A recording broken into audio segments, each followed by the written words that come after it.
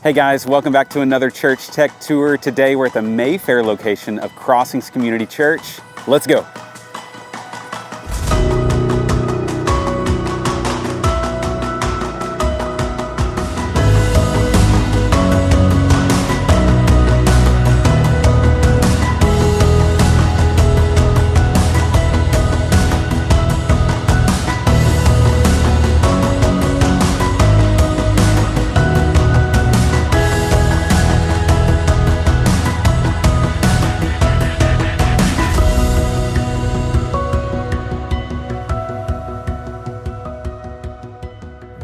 Well, hey guys, Ryland here. I am with Nick, the production manager of the Mayfair campus. I'm super excited for you guys to see everything that has happened and transpired in this space. But Nick, why don't you just share a little bit of the backstory with the Mayfair campus? Definitely. So this was a church here in the community that beloved for years, and through some meetings and a lot of things that transpired, actually ended up getting donated to Crossings. And so it was crazy, the tech transformation that's happened. We took it from a stage that was one XLR input and a Midas digital console to all this contemporary modern lighting, modern digital consoles of all kinds of different calibers, and changed it into what it is today. Yeah, well, I'm really excited for you guys to see this tech tour. It's a little different than other ones we've done on the channel because you're probably in the same boat as what Crossings was when they inherited this space. Maybe you have a church that was built in the 50s, 60s, 70s, 80s, and you're like, how can we begin to implement modern technology with all of the limitations that a space like this might push onto you? And so I'm excited to learn myself and for you guys to come along for the ride as we look into how you guys have integrated all of your audio, video, lighting, and all the technology here at Crossings. Let's go.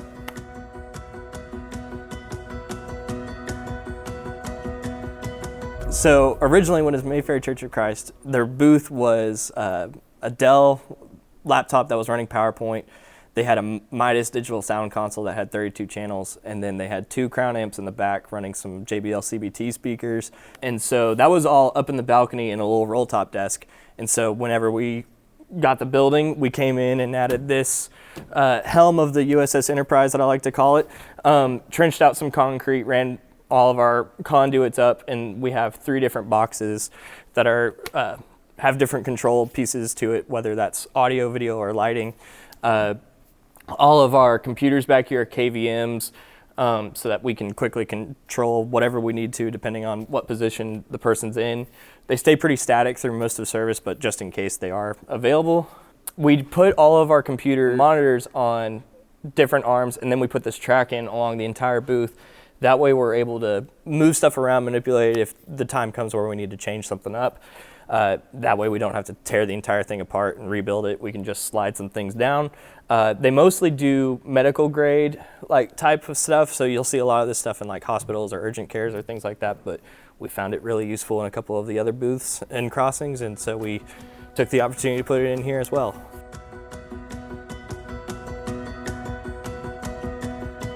So like I mentioned, there was a single XLR input at the stage, and so as we were building everything up and the way the 21st century is rolling, everything's Dante. On the back of our console here, we really only have 8 inputs going into it, and that's mostly like our smart recording and logging, a talkback microphone, Spotify from a computer, and things like that. So not a whole lot actually physically at the console, and most of it is in the rack room through some Whirlwind direct boxes. But we do have, the way we normally operate on a Sunday morning is our audio op lives with most of the band inputs here. And then the Stream Deck here, he has set up to where the different vocals can go into a lead or background bus. And then he runs everything through these DCA faders here, with the exception of like our speaking mics, just in case. We leave our pastor's mics on most of the time, and so he'll pull them up or down depending on if they're on stage or not. Tell me more about your Stream Deck with the groups. Are you doing that because of effect levels? Sure. So we have this built out. Mainly, it's all still stuff that's happening on the console, but we just found that a Yamaha's UI for quickly macroing that through some of the buttons was a little challenging.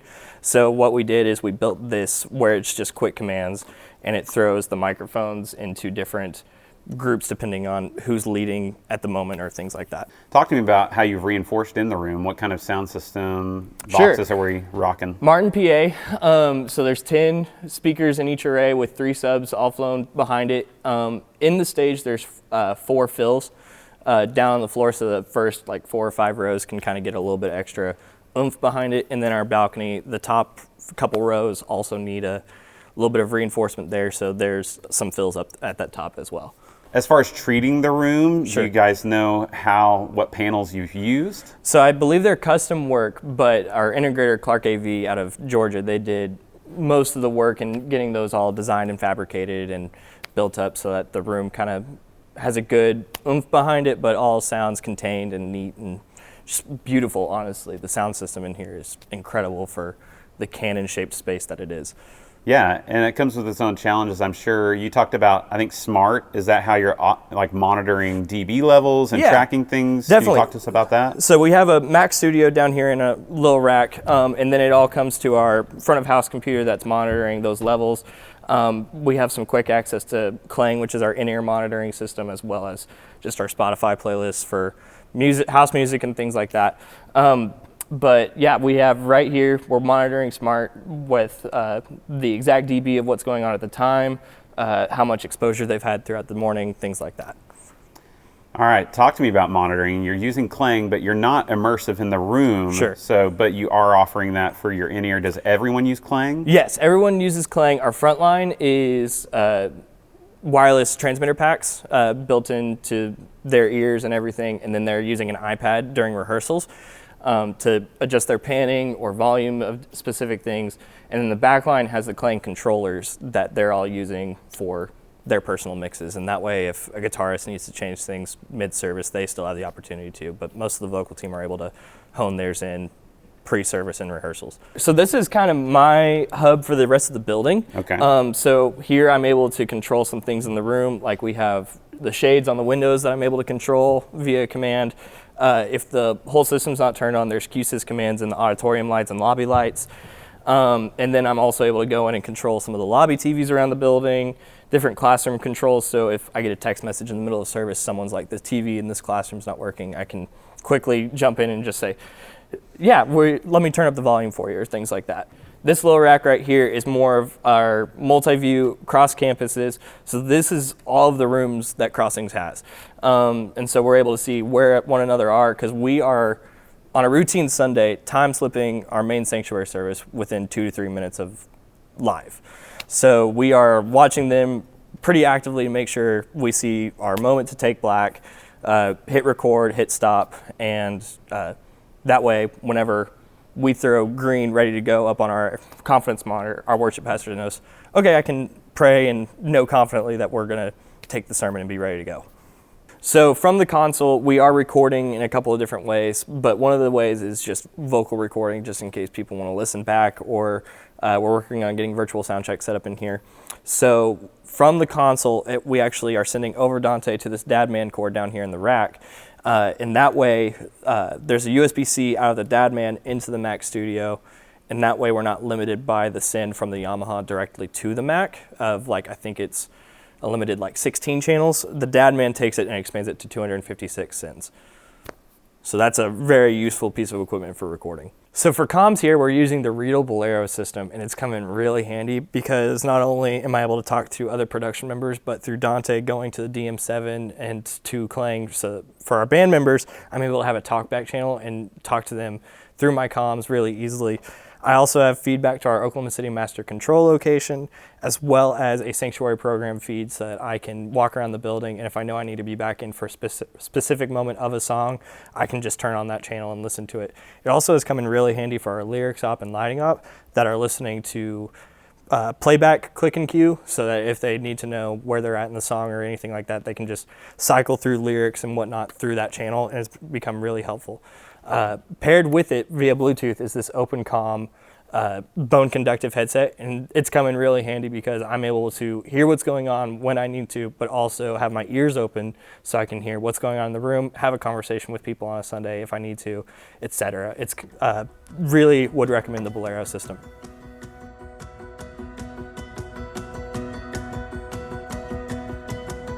So on lighting, we went with the Grand MA Command XT wing. It's got a little onboard PC, that way everything's built in. We get updates when we choose to put them in, and that way everything's built into the console. We don't need a separate wing.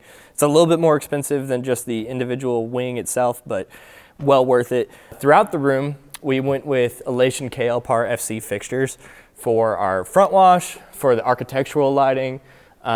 Everything's white that's out in the room. That way it just blends with the architecture so beautifully, and it's not too much of an eyesore. All of our fixtures that are out in the room are actually white, including the fuse profile fixtures that we have that are throwing some gobos up on the ceiling, or if we need to do a little bit more dramatic lighting, we'll move them around and frame them in so they look real nice. But all of those are white fixtures. And then we have some KL Par FCs on the back lighting line as well. We retrofitted all of the house lights that were large incandescent bulbs to LED fixtures on DMX, so I can control all of the lighting from the console here. QSYS control panel here, it's built into our Crestron panels as well. And then there's a few button panels throughout the room that you can quickly turn on the house lights for work lights or cleaning or things like that if you needed to. They all deactivate as soon as the lighting console turns on, which is very important, so that way no one bumps into it and accidentally messes up all of your lights on a given Sunday. But it is definitely useful so that you don't have to turn on your whole lighting console just to turn the lights on in the room.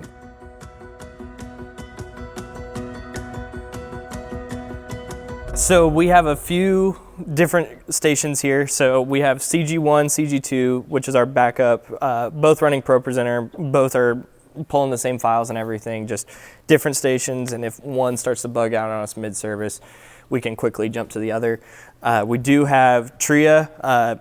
We're running 2 channels, whether that be A or C, or C or D for our records, and C is more of our local channels, local videos, so anything we're playing directly out of our hard drive, just not recorded in real time.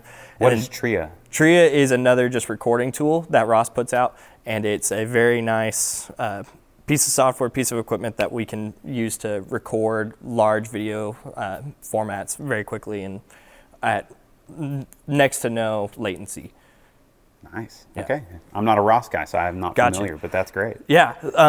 Well, quickly jumping over to it. So this station is our service director position, and so they're doing quite a bit right here, whether including they're running Planning Center Live, they're switching video inputs on our wall, they're monitoring our records and making sure they get moved and put up on the wall in real time, as well as they're actually running lighting from here, which isn't a whole lot for this room, but sometimes it can be, when most of it's run off of 2 Stream Decks here running BitFocus Companion. Tell me about your little Stream Deck mount there. I like that. Definitely. So this is a company called Deck Rack. I found them not too long ago, and then they also sell these little triangle rack mounts so that you can just make a nice little clean, seamless control piece if you needed to. So this is just a 3 RU rack mount essentially, and then it's on a little handy rack on the bottom. Love it. Are you using Companion Satellite, or is you... No, so we have 2 Raspberry Pis in the rack, and actually both of these Stream Decks are running off of one. You do need a USB-C powered adapter to get 2 Stream Decks off of 1 Raspberry Pi, but they are at the same time controlling one another. So if I have them set up together and hit next page, they all together run as one large 72 key Stream Deck is how I have it set up, rather than 2 separate controls, and that way they're all talking to each other and everything looks super clean and works together. From this station, you can jump through any of our KVMs, like I've said. So we've got Resi on one of our stations, TRIA on one of them. So our record comes in through channel A, and then it goes into our clip library, and so we pull the clip into channel D, and that's what we're watching and manipulating throughout a morning. That way, whenever we see our bumper hit in this Oklahoma City sanctuary, we just hit stop and we wait for whenever we're ready to take it. And then also from here, need be, you can jump between the different CGs so that you can control or adjust things if you need to. If our lyrics op happens to have a problem in the moment and needs some help, we can jump in and help them out. But then over here, so this is our CG2. This is just, like I said, our backup in case. We normally run it like if we have a baptism Sunday or a parent-child dedication day, we'll throw all of our names in here, and that way we can just seamlessly jump between computers. Sometimes we'll run a song at the same time as those moments, so that way CG1 can still run the confidence lyrics for our band, and they know what's going on, and CG2 can throw the names up on the screen, and everything happens just as normal. No one will know anything different. What kind of KVM are you using? Do you know the models? Yeah, so they're all Adder XD IPs. So it's a very nice little box, really contained, and it basically, all of our encoders live in the rack, and then we have a few decoders in this small rack here in the booth that really, for a rack this big, or a booth this big, that everything contains into a rack that small, for what we need to use is quite astounding and pretty cool. So we have a LED ribbon rather than like a full 16:9 LED wall for our confidence monitor, and it's been really cool because it's really showing how cool this LED wall technology can be, and that you can get an ultra wide image very easily, very seamlessly. Sizing changes every time we go into a communion moment versus a worship moment, or our sermon slides will either be text on black background, or they'll actually show the image depending on what's needed for that moment. So all that's done through macroing, but it is really unique having that ultra wide confidence monitor as opposed to a 16:9 dimension. So we have a beautiful large LED wall on the back of our stage, and it's incredible. It's on a hoist, so we're able to manipulate where it is. So one of the big things moving in, there's a baptistry behind it, and so our executive team, elders, they all really wanted to keep that baptistry. So we were gonna actually put a wall up and just mount the screen, and then we decided to go with the hoist so we can raise and lower it for baptism days and really show it off. But it's a Vanguard screen. It's a series that's made more for permanent installation, so it's not the quickly like pull tab and pull apart kind of style of back with the hoist. So we had to do quite a bit to keep the building as traditional as we could, but also not manipulate a ton of the actual structure. Obviously, we had to put drop points in. We had to add some reinforced steel up into the ceiling. We had to add the hoist up into the attic, the speakers, the lighting up there, the screen, they're all flown in off of that steel, and there's a lot of rigging we had to do behind the scenes that no one will ever see. So we have a Sony box here with a Fuji lens that's just recording purely archive footage, and then there's a PTZ up in the balcony for more our central team. That way they can make sure everything's flowing as well as it can throughout the different locations. But so we have the infrastructure here for a 4-camera setup, and that way it can be taken back to our master control in the event we do want to stream from here someday. We currently don't, but for now it is just this Sony box that's recording our archives. We do a quick little edit, make sure stereo panning is correct on it, and that way our teams can kind of do a play-by-play of the recap of the Sunday if they needed to.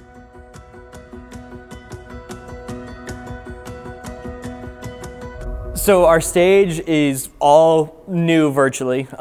Everything on it was built out when we did the remodel. There's 2 cable paths through the wall there that basically takes everything from Backstage out here.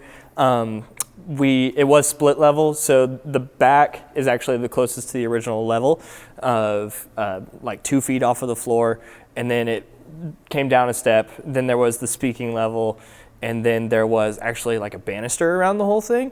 Again, all emerald green carpet with some hardwood mixed in there. And so just moving upstage as we go, we added in this cable trough, which is awesome. We have a couple of spare conference monitors in there.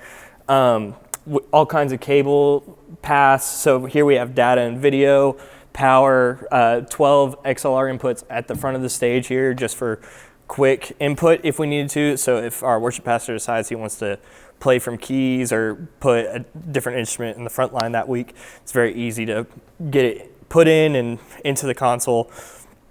So you went with sub snakes in the back and then no stage boxes up front, but the stage boxes are in the trough. I love that. It makes it look really clean. Yeah, and so everything goes up into the Yamaha Rios in the rack room, and then it just seamlessly goes back into the console so that it's very easy to just plug and play, move a channel if we need to, just for quick, easy access for mixing if we need to, but not a whole lot of additional hardware or anything needed. A couple of things we have for backup wise, just in case technology inevitably fails, like a wireless mic or something like that.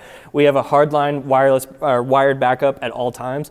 On the confidence monitor, I have a button that I can quickly push, switch to hardwired backup, and they know to pick that up and talk into it, and within seconds we're back up and running, as well as we have a little JBL compact battery-powered speaker that's just loud enough that if we get everybody to quiet down in some chaos, we can get them to listen.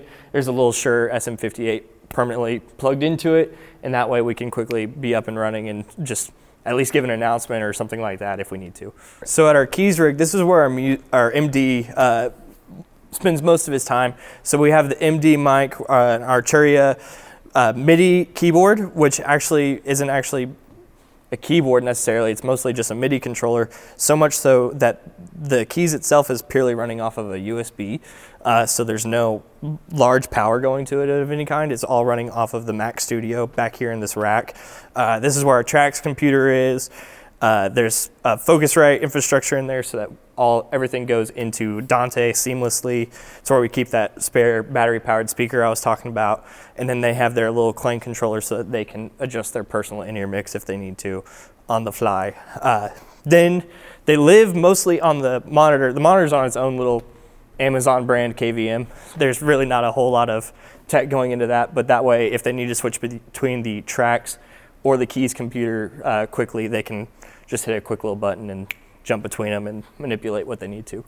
And is playback doing anything else, like other than tracks? Are you sending any MIDI or Not right now. Okay. In some of our other rooms, we're using time code out, but right now we're pretty low tech as far as that goes. We're not sending any MIDI commands to the lighting console or ProPresenter or anything like that. Yeah.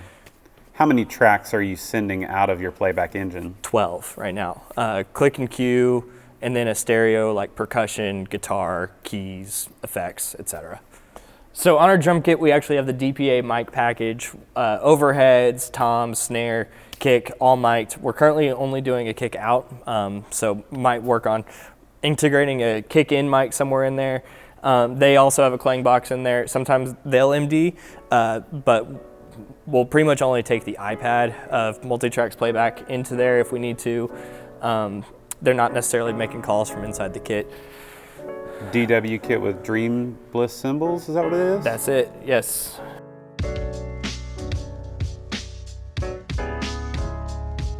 All right, we're in another really cool space that you guys have. Yeah. And you guys are utilizing some technology that like we've grown to love, but in a different way. Yeah. Called Playlister. So I would love, Nick, if you just kind of tell us some of the ways you're using Playlister in your different spaces. Definitely. So we saw the beauty of Playlister in some of our nursery kids rooms, like our 5th and 6th grade, where it's a room that has a little less production behind it. And we said, well, what if we started giving it here? So we came in and put in this LED wall with a few different inputs, like you can AirPlay to this wall, you can do an HDMI input. But one of the big things that we decided to put in was an Apple TV. Then one week I had a women's event come up, and they had 4 slides and needed a microphone. And so I said, well, what if I just gave you a Playlister access, we load your 4 slides on there, you click your slides through an Apple TV remote, and you turn on your mic, turn off your mic, and you have a good evening. And so we tested it and found that it was really valuable in that way. So we have all of our different ministries now. You can see all of these different options behind me of our life care team has different options through creating care series type content, and that can now be distributed throughout Crossings. Our kids team is still using it in all of our different spaces for kids, whether that's nursery, early elementary, later elementary. Even some of our students teams are using it in a couple different spaces, and it's really come in very handy in that sometimes there are events that are so low tech enough that the tech director doesn't even need to be there, and it just saves personnel time, it saves people a lot of headache, and it's pretty easy to use when you just are able to drag your slides into a web-based UI, and then they're on your screen minutes later. So here at Crossings, we create all of our own video content for kids and students, and so it makes it really easy when we have a central team at our Oklahoma City location that can go shoot a video, it gets exported, and then they can upload it straight to Playlister, and then a few minutes later it's distributed to all those TVs that we could need it accessed on, and it's very seamless, very easy, very quick to use. So one of the things we integrated whenever we were building out the system was we put in Apple TV controls in the Crestron systems in all of our classrooms, so that if you ever need to pull up something on Playlister or go find a YouTube video or something like that in your remote's dead, you can just quickly access the Apple TV remote from the Crestron panel. So just going from the beginning, Crestron panel, Apple TV controls, and then you have the whole remote going to the home screen, playing, pausing videos, just like your clicker, cycle through your slides, etc. Makes it real easy. So this is probably one of the most unique rooms in a church that I've ever seen. It's like an old college lecture hall where you're able to come in and just hear your speakers. And in here they had a 4x3 projector on a cart and the screen. And so we came in and put in two 85-inch Samsung displays for either side of the room. There's some control up at the podium there that you're able to use to manipulate different things as you need to. And so what we did is we ran an umbilical back to the rack room that is running Crestron CP3N server, but all of the controls are right here in a Crestron control panel. You can pair your Bluetooth to it. If you have an 8-track player still, you can plug that in to the RCA jacks, HDMI, USB-C. This room is also equipped with Crestron Air Media as well as Apple TVs, so that if you need Playlister or pull up a YouTube video, you can just quickly access that via the Crestron. And then down here is where all the mics are housed. So we have a gooseneck, a lapel mic, handheld, just based on whatever the speaker's liking is. Everything's run off of this little 8-port Netgear switch down in here. And then up here we have dongles, HDMI cords, all that set up so that you can quickly plug and play what you need to in the moment. And then we put in 15 Crestron Saros ceiling mount speakers so that the audio is evenly distributed throughout the room, and you're able to just hear everything very clean, very crisp, wherever you're sitting in the room. So this is one of our nursery classrooms where where the whole Playlister conversation started for Crossings, of how do we get like one video into a nursery classroom, and that way people don't have to drive over here or plug anything in. And so we found Playlister, and it was perfect for this space. So Apple TV on the back of the TV, and then Samsung 55-inch QSC soundbar. The soundbar is actually receiving Dante signal from the Apple TV through the Crestron system, and then spitting it out from the soundbar.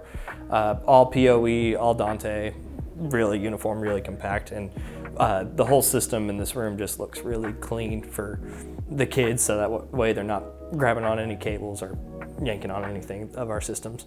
So this is our student space, and it's got some hangout elements like couches, Xboxes, etc., that students can come in and hang out before service starts. But we're using Playlister up here as well for Sunday programming, and again, it's all because our central programming director for our students is out at Oklahoma City, can't always be here on a Sunday. So we're using Playlister, that way we can just save some people some time and some gas money, so that everything can just be housed and up in the cloud and really easy to access for a pastor here on a Sunday morning. This is a lot like most of our adult ed classrooms actually. Most of the other rooms only have one display and the QSys soundbar, but the rest of the system is pretty similar in that you have some HDMI endpoints throughout the room, Crestron control panel, and just looks a little bit cleaner. So in this room, one of the awesome things that we've been trying out with Playlister is that we can set user tags to only have access to specific media that they're needing to access.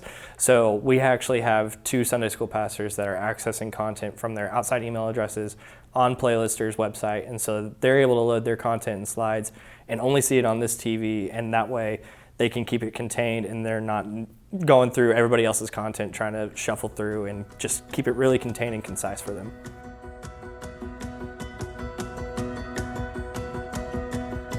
So this is our kids theater space in Crossings Mayfair, and this was actually the original sanctuary for the previous church back when it was built in 1958. And one of the key elements that we had to pivot on when we were building was in our sanctuary, we knew we had all this space above the room where we could go and add in the extra rigging, extra steel as we needed. But we didn't have the space above the ceiling in this room as we got moving. So we added this trussing system where we could add in house lights, again, more KL-PAR-FC elation fixtures, where we're able to bring in color and fun into the kids' space. So there's Foursquare set up in here. There's different games, and that way they can come in and have a little bit of a hangout space before they get moving on their Sunday morning. More Vanguard 2.6 wall behind me, elation fixtures throughout, small Martin-powered PA system.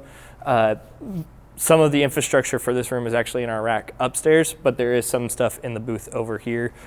Much like our other spaces, they're running Pro Presenter. They don't have a backup machine, but they are running the main CG. They have Spotify running. They have a little ATEM switcher, so they can switch between a game like a game video input or the Pro Presenter input. Another Stream Deck controlling their Yamaha DM3. The Stream Deck also controls the ATEM. And then in here, one of the things I've done is set up macros through Pro Presenter to trigger macros on the MA, so that the operator only has to sit at the Pro Presenter station and click on a slide, and that will change the lights, the audio system, etc., based on what they're needing for that moment in the service. So like if you click on the worship video, the lights change, audio comes up, all that. And that way the operator just has to sit here at Pro Presenter, and they don't have to be reaching over here for the console, all that. That's all done in Companion? It's a Pro Presenter ROS sending a ROS. It's Pro Presenter sending a ROS talk command to Companion, sending a command to the Grand MA, which is triggering a macro on the Grand MA. So behind the booth, we have our confidence monitor, and it's got what's up on screen, what's next, video countdowns. If there is a video playing, they can see how long the video has left. System clock, how much longer they have for that particular segment, because you got to keep kids on time.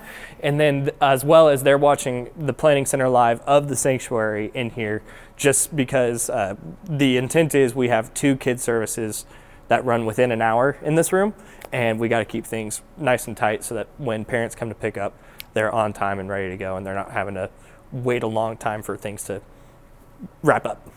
Next, though, you got a Marshall cam just to so that's exactly. So we have a Marshall cam up there just so I can have confidence from the sanctuary that things are going smoothly in here, and just make sure that things are running smoothly. And then above that, we have a Readle Bolero box, which is the antenna for our comms, just so no matter where we are in the building, I can hop on comms real quick, hear what's going on in the sanctuary, or answer questions if they come up.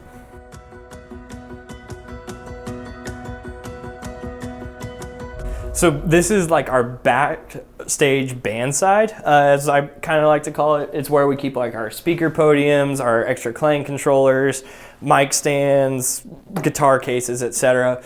And we're trying to work on parking spaces so that people aren't getting cluttered in. We actually had all of our mic storage in this room as well, and I just recently moved it back just a little bit further so it's a little bit more out of the way, and because this is where the band goes when they're about to come on stage.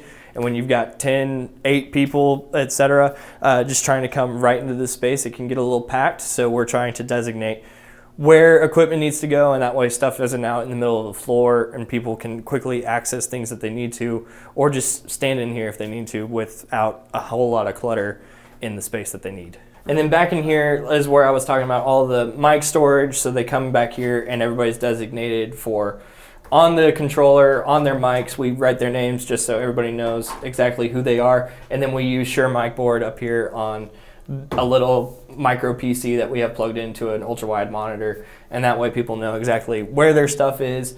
They can walk in here and they don't have to fumble around looking for stuff.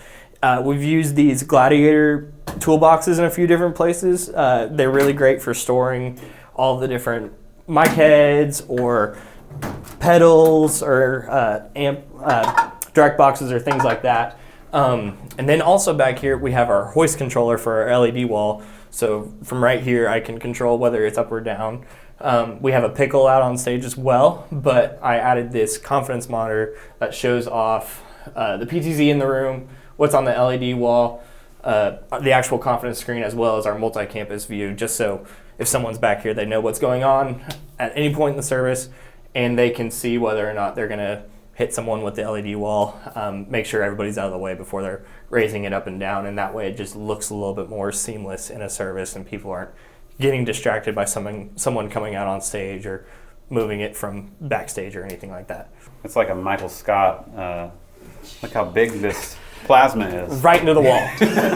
Voila, right into the wall. Wow. And so this is the brain of the building. This was the old baptistry changing room, and so we came in here and made it all of our rack storage. We couldn't find another place for it, so we put it all right here, made it nice and compact. So this is those Rios I've been talking about. Everything on the stage comes right back into these stage boxes here. There's some Ross infrastructure here for our video systems, a over-air antenna amplifier that goes into our system just in case of bad weather or something like that. Since we are in Oklahoma, a ton of Netgear distribution, so that with all the Dante and everything we have going throughout the building, we have a ton of network systems going throughout. Shure PSM 900 for the in-ears, Shure ULXD for the microphones. Right here we have our Backstage computer. So we have a keyboard built into the rack, and just like in the booth, I can jump between any of those computers from right here.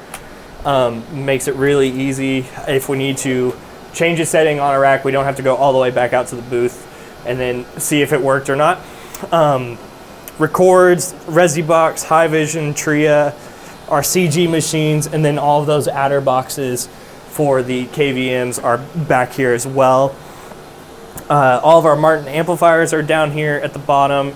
Plenty of battery backups because we don't want to fry our systems in the event of a thunderstorm or anything like that.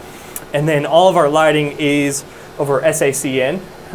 So all of our network to lighting is in this rack as well. And then you installed a mini split, I see, to keep things cool. Yes, this room would be very hot if not for this LG mini split on its thermostat. And just, we have a few cables and everything that we need to manipulate if we need to. But yeah, this was a life save to keep all this equipment nice and cool and not frying itself with all the heat that could be coming off of everything here.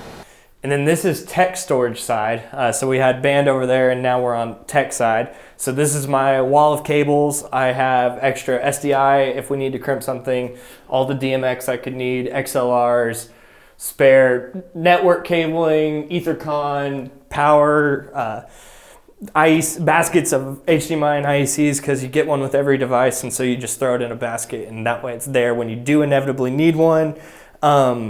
Extra mic antenna line if you ever need it. I like these little cubbies for my extra pins, some gaff, quick cables we might need. I have a toolbox over here. That way I have all the tools I need, nice and organized. Try and keep this pretty neat. I'm a big DeWalt guy, so try and keep it real with them. Tape measures, cable crimpers, screwdrivers, some spare LED wall components down in this drawer here if we ever need to do a quick swap of a panel that has some busted pixels. This is most of the time my tape wall, so I'll keep like my extra gaff or sticky tapes or Velcros all up here. Vacuum cleaner to keep the stage nice and clean. And then in these cabinets, I keep like all of the extra SDI to HDMI adapters, Crestron Ethernet to HDMIs in case we have one go bad, HDMI distribution, large scale gaff. And then for like adult education classes, Sunday school, stuff like that, this is where I keep all of my HDMI USB-C adapters, display port if we have it, some extra clickers, batteries, lighting gels, cleaning supplies, etc. With your cable wall, Sure. I see you're using the Gladiator system. Yeah. Can you talk about why you went with that? Yeah, I really liked all Gladiator, and mainly just so I could keep everything the same brand, and that way if anyone ever asks what is that, I can just say Gladiator. But what was really cool about this particular Gladiator system is you can move your hooks around. So if you pull all your cables off and you need to rearrange one day, you can just pop a hook off and pop it in anywhere else on the wall, and that way you don't necessarily need to fit around what cables or what slats you have. You have the entire wall as your real estate to move things around and just rehang real easily. So this is our green room space. There's not a whole lot of tech down here. It's mostly just a place for people to relax before they get up on stage or come back and just take a breather. But the one cool piece of tech that we did put in is a multi-view for our worship pastors and location pastors, so that if they're down here and they're worried about what's going on upstairs, they have access to that same PTZ LED wall confidence monitor feed so that they can see what's going on upstairs as well. Sometimes our pastors are coming between locations, so they can see the multi-campus feed as well, just in case they need to see what's going on at our Edmond location or one of our Oklahoma City spaces or something like that. Man, guys, I don't know about you, but that tech tour was awesome. Super thankful for them sharing how they've totally transformed this space to be usable on a weekly basis for the technology needs that we have today as a church. So say thank you to the guys in the comments. If you've made it this far, make sure and like the video, subscribe for more content like this. And remember, at the end of the day, we can do a lot of great things. Let's do it all for God's glory. See ya.